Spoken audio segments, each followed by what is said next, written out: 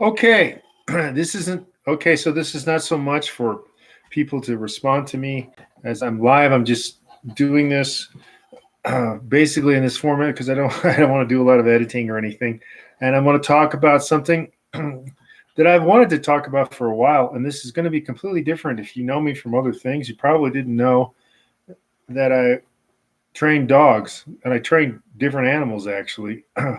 And starting a long way back, actually, it was actually going to be one of my what was going to be my profession uh, way back, right after I got out of high school, actually. So I got to talk. I want to talk about dog training because it's seemingly a huge field of interest on YouTube, and also there's a lot of confusion and there's a lot of people acting as if they are experts, and they're not, and people who are talking about things they know nothing about.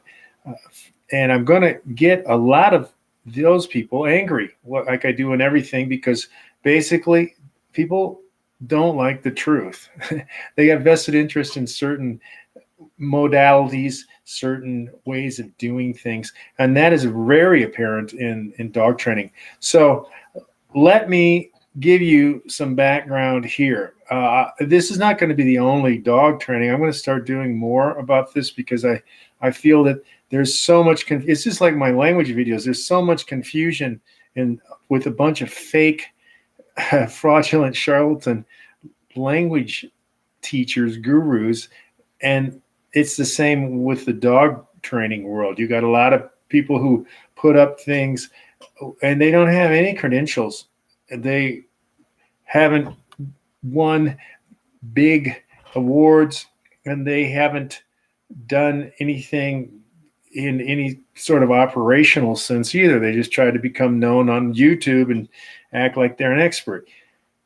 Now, there are a few people who do know what they're talking about with dogs on YouTube. But I'm not going to cover that right now. Like I said, I'm going to have to start doing more. But I want to give you some history because what has happened is you see a lot of people talking about dog trainers that they didn't know, never met. And let me just start right off with one who was insanely uh, impressive, really, and that is William or Bill Koehler, but that's the German pronunciation. You got people on YouTube calling him Keeler. I am one of the few people probably that you'll know that ever actually talked to him. He was influential for me when I was young. My first dog that I trained, I used the Kohler is what I call him and what he was okay with on the phone when he talked to me. This is going back. Uh, so using the Kohler methods, actually Kühle in German, but he was a dog trainer in World War II for the United States, and then went on to train in person. Personally, this is no one has matched him. It's like 14,000 dogs or maybe more.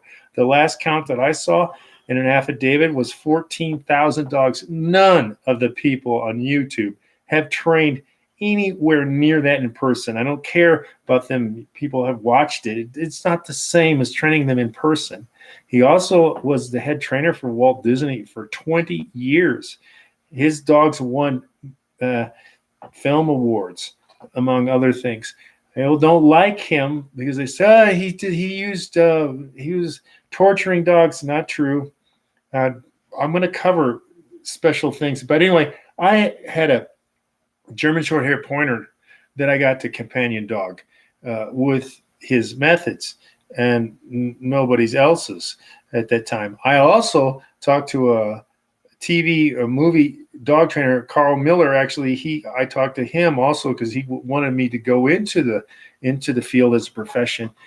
Those two were very influential. I mean, you guys probably don't know who he is anymore, because if you didn't hear about him the last 2 weeks on YouTube, you don't know who anybody is. Anyway, what I have to say is Kohler, as I will call him, because that's what I call him on the phone, and he was fine with me saying it. He didn't say, and it's definitely not Keeler. People who look, I'm a linguist, among other things. So trying to take it from Phoenix with the O and the E together is not what Koehler is. It's a replacement of the O with the umlaut, which is a Koehler. But since he was in the United States and during World War II with a German name, he went with Koehler.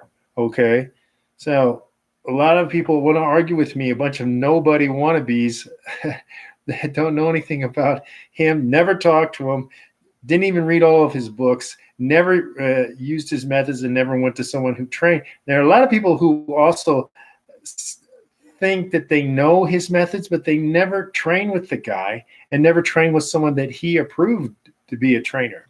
Now, along those lines too, I mean, you're not going to match him 14,000 dogs. Well, those are the old methods.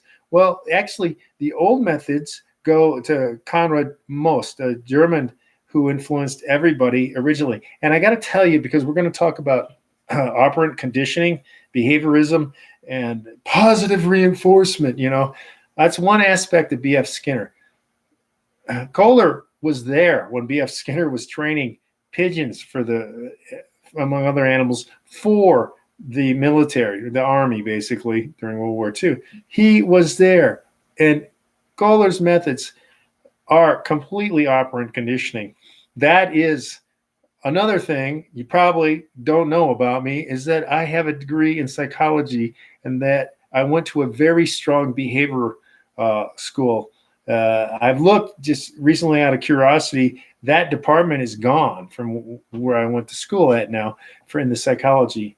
But I went to a heavy behavior modification, behaviorist, Skinner, operant conditioning, all equal on what they mean there. I trained rats to do complex tasks. So anybody talking about this is what operant conditioning is, no, I know what operant conditioning is. I trained rats a long time ago, long before Karen Pryor came out with her clicker training, which is clickers were used with mammals and also monkeys and rats. Even we use clicker sounds with rats as just pairing a sound with a primary reinforcer, mainly food. And there's a whole art to that, and I'm not going to go into that. And look, I know Mechner notation. You use Mechner notation if you know what you're doing at operant conditioning. My knowledge of this is pretty damn deep, a lot further deep than these people who are talking about, well, you do this and it's positive reinforcement. Positive reinforcement has a good effect, but nothing works as strongly or remotely as quickly as negative reinforcement. Now, I am not going to go into definitions of all these things. It's just for me to explain this to you. And evolutionarily, which evolutionary psychology is something from the 90s basically on. So before that, no one really knew anything. But we are evolutionarily programmed to learn from negative reinforcing events through our reticular activity mechanism. Why? Because one time is enough to cure us of ever making that mistake again. For example, if you're walking across the ice on a river or a lake and it's not completely frozen and you fall through the ice and survive, you will never walk in anything remotely looking the same. These are evolutionary designed that we get. Now, if you get reinforced one time for crossing a frozen lake and you get food, and let's go primitive here as opposed to money, because nowadays that's a global secondary reinforcer. It's a generalized reinforcer because it can get you the primary reinforcements. So I don't want to go into that. It's very difficult for me to withhold from going into that, but let's try to stick with certain things. That a one-time reinforcement does not mean it will stay your entire life, that you will constantly cross the frozen lake. But if you fall in negative reinforcer to get out, negatively reinforcing you from walking across, you will remember that. So one of the things that you find people doing now is decrying everything to do with the Koehler method, which was set on negative reinforcement. So corrections are that. Now, look, our society, as for humans, is set on negative reinforcement quite a bit.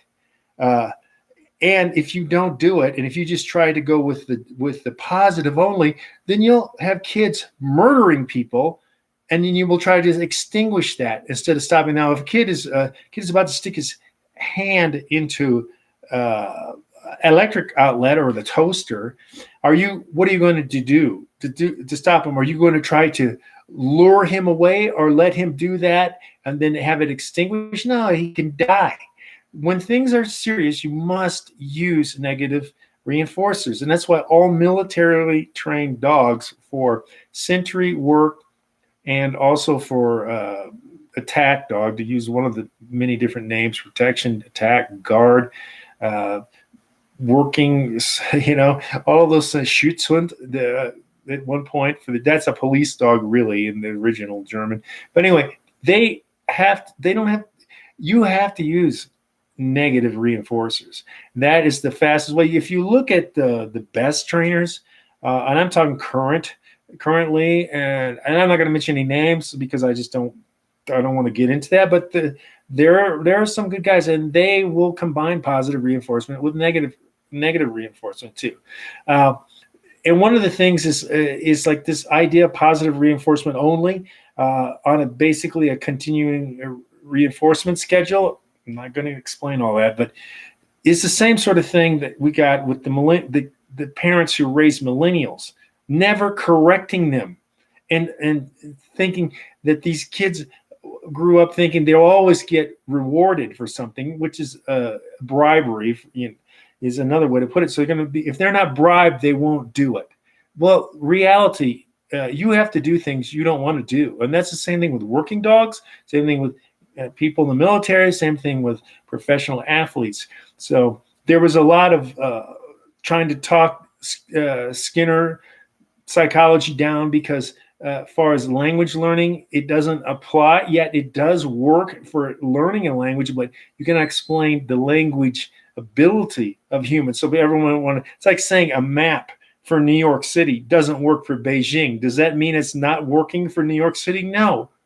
You can't make everything a global answer. Evolutionary psychology takes in all those things. So anyway, this is a complex area. I know a great deal about this. I'm returning to this basically because I had not been able to do this for a long period of time because I live in different places in the world. I've been involved, of course, with zero-distance warfare and linguistics, anti-kidnapping, driving. There's a wealth of things that I know that I've spent a lot of time doing, but this is one of my original pursuits. And I have a strong, like I'm saying, operant conditioning background. I went to a strong university on operant conditioning. So I know now that people, the clicker training, clicker people, you can use whistles. That's just pairing a sound with a primary reinforcer to get that to become a reinforcer itself. Clickers are good because they don't change when people are using a language. For example, a lot of people who see, this is where linguistics comes in.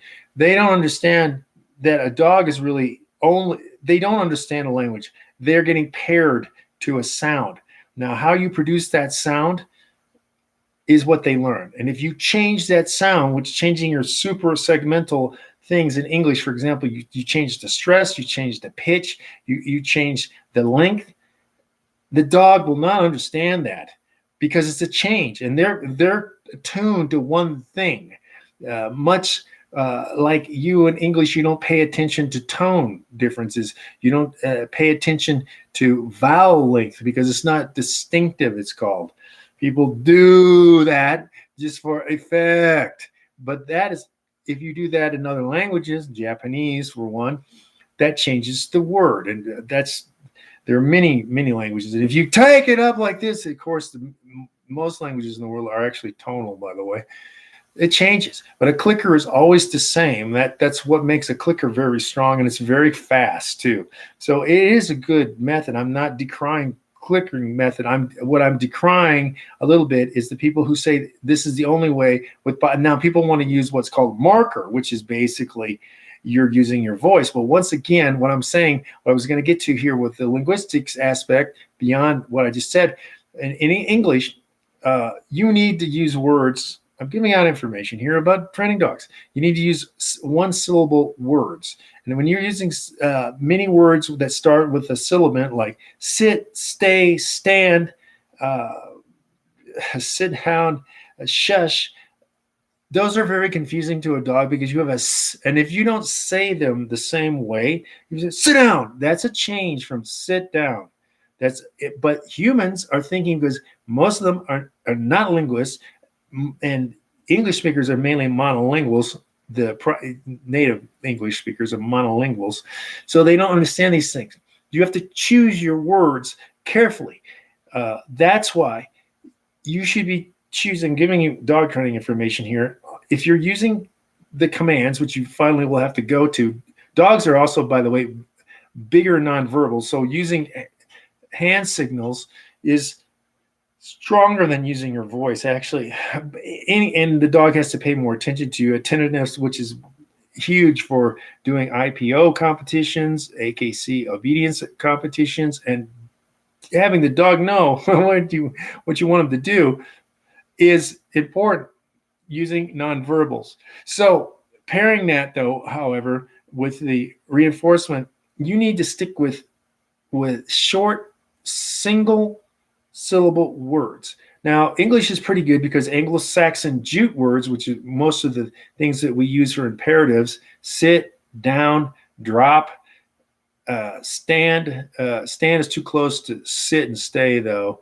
So you may want to change that. Come. All of those are one syllable. One syllable. That works very well. Some languages are more than a couple of syllables, and there are some languages that work well. Russian works. I'm giving this information. Russian works well. Of course, people who train Schutzhund, they want to use German. It's okay. But I hear a lot of mistakes from people who don't really speak the other language they train in. There are mistakes many times, and what they're saying, it's not that correct. But there are reasons to train in a different language than what is around you, especially with military dogs. But anyway, I'm digressing a bit. The point here is that throwing out all these people, let me think of some others, Saunders, I think Blanche Saunders, it's okay. Now, Strickland, for example, nobody has ever matched Winifred Strickland, right? Winifred Strickland, no one's ever matched her amount of utility dog titles. Now, this is what I want to get to. When you look at these guys or women on YouTube who are telling you that they're dog training experts, how many companion dog excellent, utility dog excellent, utility dog tracker, or now it used to be Schutzhund 1 and 2, 1, 2, 3, IPO 1, 2, and 3. How many of those awards have they ever won? If they've not won any, then why are you listening to them? If they haven't trained dogs that do actual tasks like bomb sniffing, which probably you'll never meet anybody outside the military that's ever done that, drug finding dogs, food finding dogs, which you'll see at the airports, of course, the beagles, or there's more likely you can meet people who will do protection dog training. Many different names: attack dog, guard dog. There are many different names for them. Slightly different jobs. If there's different one from a dog that you go out with, and a dog that protects an area, plant security, different tasks. Really, you train them a little bit differently. But if they don't have any of that, then what the hell are you listening to? Because they have never had to prove themselves against other people, against other methods. And yet these people decry, like Koehler, they decry Strickland, who have done things, they're both dead now, did things that they'll never match. Or some of the other people, Margaret Pooley, I think, was another Koehler student, and she turned out quite a few dogs that got utility dog titles. That is not an easy title to win. That's like having a PhD. How many people do you know that have a PhD? It's about equivalent for a dog.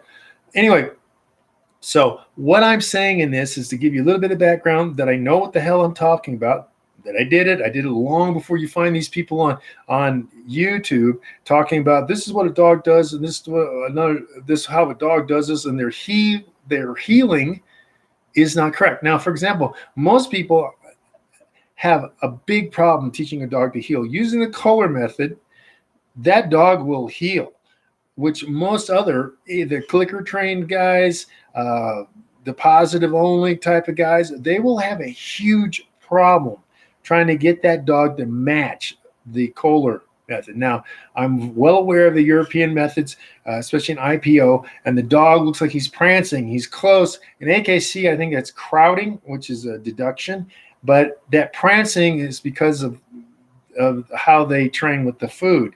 I don't like it myself, and I think, like I said, that's a deduction in AKC competition, which a lot of the IPO people don't like the AKC competition and vice versa, or vice versa, because that's the way in classical Latin it should be pronounced. Anyway, I'm getting off on another topic, but the thing is, I know a lot about what I talk about. I don't talk about things I don't know about. You notice I don't talk about NASA. I don't talk about being a jet fighter pilot because I don't know a damn thing about those topics, but I do know what I'm talking about. Anyway, I'm going to go into other dog topics in subsequent videos because I want to clear up, just like when I went into the language area, I wanted to clear up the misconceptions, the propaganda and the lies that were being promulgated by so many wannabe language gurus who didn't know a damn thing about teaching, number one. Same thing here. Acting like you know what you're doing with dogs, or telling other people you know what you're doing with dogs, but you've got no proof, no credentials, no background thing. You've never won anything in obedience. You've never won anything in IPO. And you're telling people that you're a dog expert. For example, I'll save it for other videos, but I'll tell you some truths about like the Caesar or Caesar, but that's not how it should be pronounced. Caesar Milan. That the pack mentality, the truth about wolves and dogs versus coyotes, jackals, and foxes. I'll talk about that anyway. So that's it. I just wanted to give you an overview that you're looking for someone to guide you in what they do with the dog. Ask them. It's just like fighting. How many real fights have you been in? What is your professional record? If you don't have a professional record, how many instances of violence have you survived? Where? How? Same thing with dogs. What dog have you trained that has done something great? Or how many titles have you won yourself as the trainer of different dogs? Okay? Easy. They can't answer that. They tried to go off left field, as it were. Then they're trying to cover the fact that they don't have credentials. Okay, anyway, so I just want to put that out there for you, and I'll talk to you guys later. Okay? All right.